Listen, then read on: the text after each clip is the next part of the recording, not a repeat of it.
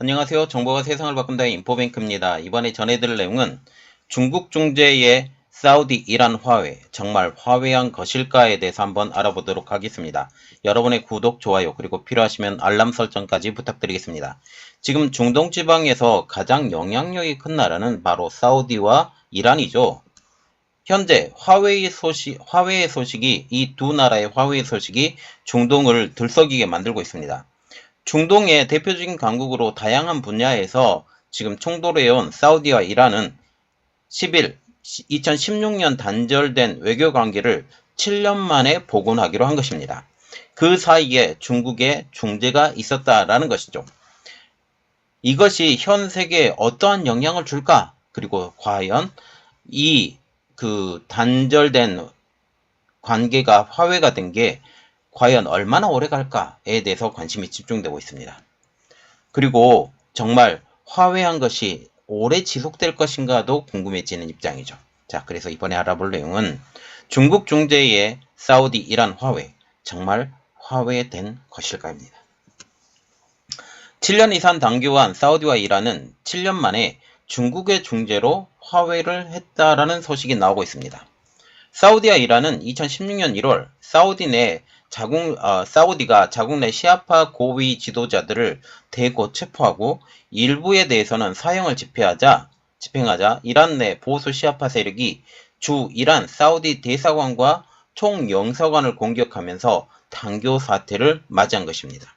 자, 우리가 좀 봐야 되는 것은 자국 내의 시아파의 고위 지도자, 이 대부분들이 사우디 동쪽에 있던 지역의 지도자였다라는 거죠. 자, 그러면 왜 이런 일들이 벌어졌는지 조금 깊이 들어가 보도록 하겠습니다. 그 뒤에 두 나라는 기회가 있을 마다 지금 서로를 비난해왔고 서로를 겨냥한 안보 조치도 취하기도 있죠. 그런데 그들의 화학적 결합에 대해서 의문을 가지고 있는 나라들이 많습니다. 두 나라 간의 갈등이 구조적으로 워낙 깊고 쉽게 해결되기 어렵다라는 측면이죠. 사우디와 이란은 중동에서 앙숙, 그리고 라이벌, 불편한 이웃으로 통합니다. 일단 종교적으로도 앙숙이에요. 같은 회교권 국가임에도 불구하고 이 둘은 앙숙이라는 거죠.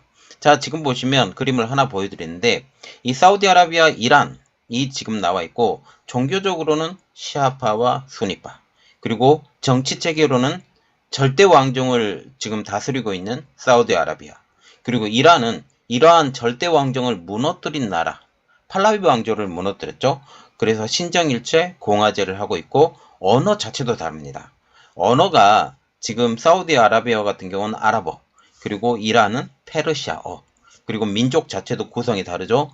아랍인, 페르시아인. 인구는 지금 이란이 훨씬 많습니다. 2배 이상이 되고, 그리고 1인당 GDP는 지금 사우디아라비아가 훨씬 많죠.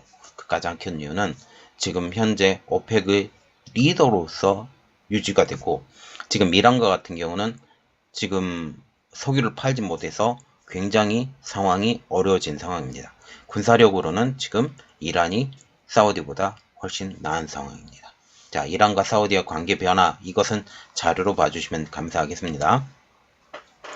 자, 이야기는 하나하나 들어가 볼게요. 지금 종교적으로 시아파는 지금 이란, 그리고 수니파는 사우디, 이들은 종주국으로 지금 대변이 되고 있죠. 중동에서 시아파와 수니파 간 심각한 갈등이 벌어질 때 두 나라는 일정 부분 자동적으로 개입할 수밖에 없습니다. 이게 가장 큰 딜레마 중에 하나이죠. 자, 중동 지역에서의 이슬람 시아파, 수니파 비교를 보면 지금 시아파가 많은 나라들은 그렇게 많지 않아요. 지금 바레인, 아프가니스탄, 바레인, 이란, 이라크 정도밖에 없죠. 이 정도밖에 없습니다. 쿠웨이트나 아니면 카타르, 아랍에미레이트, 요르단, 시리아 이러한 나라들은 대부분 지금 수니파라는 것이죠. 또 사우디는 아랍의 중심국가, 그래서 메카 메디나가 있는 나라가 지금 사우디라는 거죠. 그런데 이란은 페르시아의 후예로서 인종과 언어, 문화가 다른 국가입니다. 사우디는 미국을 중심으로 한 서방과 가까웠던 반면에 이란은 북한과 더불어 대표적인 반미 국가로 꼽히고 있습니다. 러시아도 가까운 나라이기도 하죠. 지금도 이란은 러시아와 중국 등 반미 성향의 국가들과 더 가까운 상황입니다. 가장 큰 차이는 정치 체계인데요. 사우디는 국왕을 중심으로 한 왕정, 이란은 시아파 최고 지도자, 대통령을 중심으로 한 신정공화정 체계입니다. 중요한 것은 이란도 원래는 왕정 국가였다는 사실이죠. 하지만 1979년 시아파 지도자인 루올라 호메이니가 중심으로 돼 팔레비 왕정을 무너뜨립니다.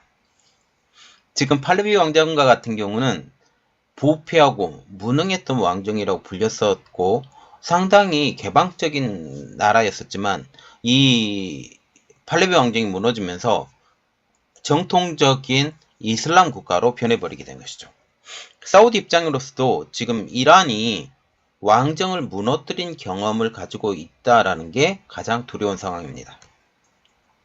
이란이 자신들의 혁명 경험을 시아파의 인구가 많고 정세가 불안한 이라크, 레바논, 시리아, 예멘과 같은 사우디의 인근 국가에 현지 시아파 무장 정치단체 그리고 언론사, 종교 지도자들을 지원하면서 전파해 왔다는 것에 대해서 경계심이 여전하다는 사실이죠. 1981년 5월 사우디가 주도의 같은 정치, 말하자면 왕정, 경제인, 석유, 천연가스 중심, 그리고 종파인 순위파 체계를 지니고 있는 아랍에미레이트, 카타르, 쿠웨이, 바레인, 오만과 정치-경제연합회인 걸프협력기구, 그래서 말하자면 걸프죠. 걸프를 구성한 것도 이란에 공동으로 대응하려고 했던 목적이 가장 컸습니다. 그런데 2017년 카타르를 지금 단교 조치를 하죠. 그 가장 큰 이유는 지금 사우디, 아랍에미리트, 바이레인이 외교관을 추방을 시켰고 영토 영공 폐쇄, 무역 중단 이러한 단교 조치를 취했던 가장 큰 이유 중에 하나도 카타르가 이란과 가깝게 지냈다는 거죠. 카타르가 순위파였음에도 불구하고 이란과 가까이 지냈기 때문에 이들을 쳐내버린 것입니다. 사우디와 같은 순위파 나라인 카타르 입장에서도 걸프만의 최대 해상 천연가스전을 이란과 공유하고 있기 때문에 이란과 가깝게 지낼 수밖에 없는 상황이었었죠. 예멘 내전에서는 사우디와 이란의 대리전 형태를 띠고 있습니다. 사우디는 예멘 정부군을, 이란은 시아파 계열인 후티 반군을 지원하고 있기 때문이죠. 이러한 입장에서도 사우디를 시아파 세력을 좋은 장소로 보고 있는 것도 이 때문입니다. 동부 지역을 집중적으로 공략을 하고 있는데요. 대부분의 유전 지역이 동부 지역에 몰려있다는 것도 문제입니다. 이 지역이 바로 시아파 세력이 가장 강한 곳, 그리고 이란과 붙어있는 곳이기 때문이죠. 동부 지역에서는 사우디에서도 시아파의 인구 비율이 가장 높습니다. 사우디 정부는 자국 내 시아파들의 대규모 시위 등이 벌어질 때마다 그 배후를 이란 정부라고 주장해왔죠. 사우디 동부 지역은 국영 석유 기업인 아람코의 본사, 그리고 연구 및 생산시설이 밀접해져 있는 그리고 살기도 좋은 곳으로 알려지고 있죠. 가장 지금 돈이 쏟아지고 있는 곳이 지금 동부 지역이라는 것입니다. 그래서 이 동부 지역을 포기할 수가 없어요. 또 사우디의 담수화 시설과 전력 생산 시설도 이 동부 지역에 대거 자리 잡고 있습니다. 사우디로서는 이 동부 지역이 자국 경제의 심장부로 불리고 있는 지역이죠. 이희수 한양대학교 문화인류학과 명예교수도 사우디와 이란 간의 대규모 군사 충돌이 벌어지면 이란의 미사일이 대거 사우디 동부를 강타할 수 있고 이 경우 사우디의 피해는 엄청날 수밖에 없다라고 하면서 특히 담소와 전력시설이 공격받을 경우 국가 운영과 국민 생활이 마비될 수 있다라고 말했습니다. 담소화라는 것은 물이죠. 지금 물이 부족한 사막기후의 상황에서 이 담소화는 굉장한 중요 원천이라는 것입니다. 2019년 이 말대로 실제로 이런 일이 벌어졌습니다. 이란의 지원을 받고 있는 예멘의 후티 반군이 사우디 동부를 미사일과 드론을 이용해 공격한 것이죠. 이로 인해 아람코의 아부가이크 원유 탈황 정제시설이 공격을 당해 이라크의 일일 원유 생산량이 정상 수준의 절반 이하로 떨어졌기 때문입니다. 당시 사우디 안팎에서는 비교적 소규모 공격이었음에도 불구하고 석유 생산이 큰 차질이 벌어졌다라는 것을 주목을 했습니다.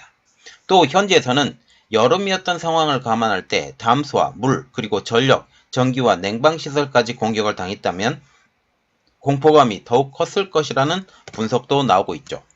그럼 왜 이렇게 서로 우르렁 때리던 두 국가가 외교적으로 화해하게 되었을까요? 이때부터의 중국의 역할이 시작됩니다. 바이든 대통령 당선 이후 흔들렸던 미국 사우디 사이를 중국이 파고들었다라는 분석이 나오고 있기 때문이죠. 여기에서 대내외적인 정세 변화가 그들에게 부담이 되었으리라는 분석입니다. 현재 세계 정세는 러시아의 우크라이나 침공 이후 급변하고 있죠. 이는 세계적인 인플레이션의 원인을 담당하고 있기 때문인데요. 왜냐하면 인플레이션에 가장 큰 영향을 주고 있는 유가, 그리고 곡물가가 엄청나게 치솟았기 때문입니다. 박현도 서강대 유로메나 연구소 대우 교수는 이란은 미국이 주도 중인 경제 제재로 인해 어려움을 해결하기 위한 상황이고, 사우디는 네옴시티 등의 개발을 위해 투자 유치와 안보 챙기기가 동시에 필요하다라고 하면서 이런 현실 때문에 두 나라가 일단 차가운 평화를 도모하기로 결정한 것으로 보인다라고 말을 했습니다. 우리가 여기서 눈여겨봐야 될 말은 차가운 평화입니다. 평화는 뜨거운 평화여야지 차가운 평화가 있다라는 것은, 이것은 한마디로 역설적인 이야기고, 일단 수면 밑으로 이 어려움이 깔아앉았다라고 그렇게 분석을 할 수 있겠죠. 특히 중재국가가 중국이라는 점도 관심이 쏠리고 있습니다. 중국이 이번 중재를 위해 사우디와 이란 모두에게 모종의 경제적 지원과 협력을 약속했을 것이라는 것입니다. 이란은 미국과 서유럽의 경제 제재를 이겨내려면 서방의 제재를 따르지 않으며 경제대국인 중국만큼 든든한 파트너가 없기 때문이죠. 또 사우디도 네옴시티의 개발 등 무함마드 빈 살만 왕태자가 추진하고 국가 핵심 프로젝트들을 원활히 진행하려면 대규모 투자 여력과 개발의 노하우가 있는 중국이 매력적인 협상 대상이라는 것입니다. 물론 한국도 여기에 포함이 되어 있지만 한국은 전체적인 그림을 볼 때 중국보다는 더 캐파가 작다라는 그런 분석이 나오고 있죠. 미국 입장에서는 이번 합의가 못마땅한 입장입니다. 사우디와 이란 간 이번 합의에 대해서 긴장 완화 노력을 지지한다라고 하면서 한계가 있을 것이라는 식의 입장을 밝히고 있는 것. 존 커비 백악관 국가안보보장회의 조정관도 전화 브리핑에서 지켜봐야 된다. 이란 정권은 자기 말을 지키는 정권이 아니다라고 이번의 그 평화협정에 대해서 깎아내리는 이야기를 하고 있습니다. 그런데 이번 중재 틈을 허용한 것이 바로 바이든 행정부라는 것을 생각을 해야 됩니다. 바이든 행정부는 지금 사우디를 밀어붙여서 강하게 이야기했고, 지금 자기들이 셰일가스를 갖고 있기 때문에 이러한 것들을 다 자기들이 컨트롤할 수 있다라고 생각을 해서 이렇게 했지만, 지금 우크라이나 사태가 벌어진 이후 지금 사우디에 협력을 요청을 해야 됐고, 지금 가격을 내려야 되는 이런 입장에서 사우디의 도움이 필요하다는 사실이죠. 그런데 이 틈을 비집고 들어간 것이 바로 중국이라는 사실입니다. 그리고 이 사우디는 지금 미국의 눈치를 보고 다시 보잉의 그 비행기를 다시 한다라는 그런 이야기도 나오고 있지만, 지금 정치적으로는 바이든 행정부가 실패했다라는 말까지 나오고 있죠. 자, 그러면 우리가 한 가지 더 볼 것은 이 화해 관계가 얼마나 지속될까, 그리고 정말 지속될까라는 점을 궁금하게 여깁니다. 아직까지 두 나라를 짓누르고 있는 민감한 문제가 해결되지 않았기 때문이죠. 즉, 불편한 동거라는 것을 우리가 알 수가 있습니다. 세계에서 손에 꼽히는 산유국이라는 공통점을 지닌 이 두 나라가 언제까지 평온한 관계를 유지할까입니다. 이제 우리들의 관계는 이 화해 관계가 언제까지 만약 지속된다면 지속될까입니다. 아직까지 두 나라의 관계, 이것은 너무나 어렵다라는 거죠. 사우디가 이란을 의심스러운 눈초리로 보고 있기 때문입니다. 가장 큰 이유는 이란의 시아파 무장 정치 단체. 아까 언급했다시피 지금 이란과 같은 경우는 팔라비 왕조를 무너뜨리고 만든 지금 신정 통치 국가이라는 거죠. 이란은 이들을 통해서 주변국에 대한 무력 도발과 정치 개입은 오래전부터 뚜렷한 성과를 내고 있습니다. 이는 이란 입장에서 자신들의 안보 자산인 만큼 이란이 이를 포기할 수는 없을 것으로 보고 있다는 거죠. 그래서 무장정치단체의 해체, 만약 이게 된다면 이 관계는 오래 갈 가능성이 높지만 만약 이게 안 된다면, 그리고 중동 지방에서 어떤 소규모 내전이라도 벌이게 돼서 지금 사우디와 이란이 대치하는 그 상황이 오게 된다면 이것은 깨질 가능성이 높다라는 이야기가 나오고 있습니다. 그리고 두 번째로 보는 것은 이란의 미사일과 핵 개발이죠. 지금 이란과 같은 경우는 핵 개발 때문에 미국 그리고 유럽의 제재를 받고 있는데 이 포기를 시키면 관계가 좋아질 수 있어요. 그런데 이것을 하느냐라는 그런 문제죠. 이란은 이번 러시아의 우크라이나 침공을 보면서 핵 개발을 포기할 가능성이 점점 더 낮아지고 있다는 점입니다. 러시아, 북한, 이란을 통해 핵 개발의 의지를 더 보여준다는데 힘이 실리고 있는 상황이죠. 사우디 킹 파이잘 이슬람 연구센터의 조셉 케시시안 수석 연구위원은 사우디와 이란은 2년간 이번 협상을 진행했고 이란의 헤즈볼라와 호티 반군 등에 대한 지원 문제에 대해서는 어느 정도 합의점을 찾은 것으로 보인다. 다만 목표 달성이 쉽지 않는 문제이기 때문에 향후 2달간 가장 애주시해야 살펴봐야 할 상황이라고 말하고 있습니다. 그리고 또 다른 변수는 가장 큰 변수라고 볼 수 있는 이스라엘입니다. 2020년 9월 사우디는 사실상 묵인을 했죠. 형제국인 아랍에미레트와 바레인 등이 이른바 아브라함 협정을 통해 이란의 주적으로 불리고 있는 이스라엘과 관계를 정상화하고 있다는 점입니다. 점점 경제와 안보 협력 수준을 높이고 있다는 것도 변수로 작용하고 있죠. 자, 보세요. 아랍에미레이트, 바레인, 이 나라들은 이란의 목덜미를 잡고 있는 나라입니다. 이런 목덜미를 잡고 있는 나라에서 지금 아브라함 협정을 통해서 이스라엘 외교 관계를 정상화시키고 있고 경제와 안보 협력을 수준을 높이고 있다라고 하면 이것도 문제가 될 수 있다라는 거죠.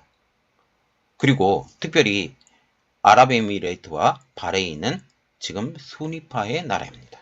이 수니파의 나라가 지금 이런 것들을 보이게 된다면 문제가 심각해질 수 있다라는 분석이죠. 현재 이란과 이스라엘은 서로에게 총뿌리를 겨누고 있다는 게 위험 요소로 작동하고 있습니다. 이란은 이스라엘 정부기관 모사드의 공작으로 여러 차례 이란의 자국 핵과 미사일 관련 시설을 대거 공격당한 경험이 있기 때문이죠. 반대로 이란은 레바논의 헤즈볼라, 가자 지구의 팔레스타인 무장 정치 단체인 하마스를 통해 이스라엘에 대한 도발을 하고 있습니다. 이란 이스라엘의 갈등 속에서 아랍에미레이트, 바레인 등이 묵인하거나 간접적으로 협력하는 방식으로 이스라엘이 이란을 공격할 경우 사우디의 부담도 커질 수밖에 없다라는 분석이 나오고 있죠. 아랍에미리트가 바레인은 이란의 위협을 대응을 목적으로 이스라엘과 관계 정상화를 결정한 만큼 이스라엘의 이란에 대한 강경한 조치에도 상대적으로 유연할 것으로 보이고 있답니다. 중동 외교가 관계자는 사우디와 이란 관계가 과거에도 안정적이었다가 종파 갈등, 주변국에 대한 개입 등으로 급격히 악화된 경우가 많다라고 하면서 이번 합의가 지속 가능할지 여부는 더 지켜봐야 된다라고 말하고 있습니다. 또한 지속된다 할지라도 그 관계가 불편할 수 있고 그게 얼마나 오래 갈지에 대해서는 세계적으로 주목하고 있다는 사실이죠. 지금 중국 주도의 이란과 사우디의 그런 갈등이 봉합이 됐어요. 중국 입장에서는 페트로달러를 무력화시킬 수 있는 가장 좋은 수단으로 생각을 할 수 있기 때문이죠. 이러한 상황에서 지금 사우디에도 이란에도 이러한 그 석유 결제가 위안화로 해달라고 얘기를 했을지도 모릅니다. 이러한 것은 또 하나의 미국의 도전이기 때문에 미국의 결정을 또 하나 봐야 된다는 사실이죠. 이러한 상황에서 정말 이 관계는 좋게 진행될까? 그리고 여러 가지 변수를 통해서 이러한 문제들이 있는데, 특히 이스라엘의 문제가 있는데, 이러한 것들이 정말 중동의 평화로 다가오게 될까? 그리고 이스라엘 중심으로 일어나는 모든 일들이 지금 현재 사우디와 이란의 갈등으로까지 변질될까? 이러한 여러 가지 문제가 있죠.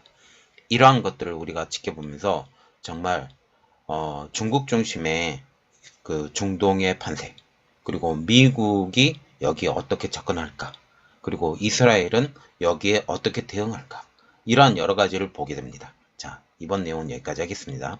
저희 내용이 여러분들에게 도움이 될 수 있다면 구독과 좋아요, 그리고 필요하시면 알람 설정까지 부탁드리겠습니다. 감사합니다.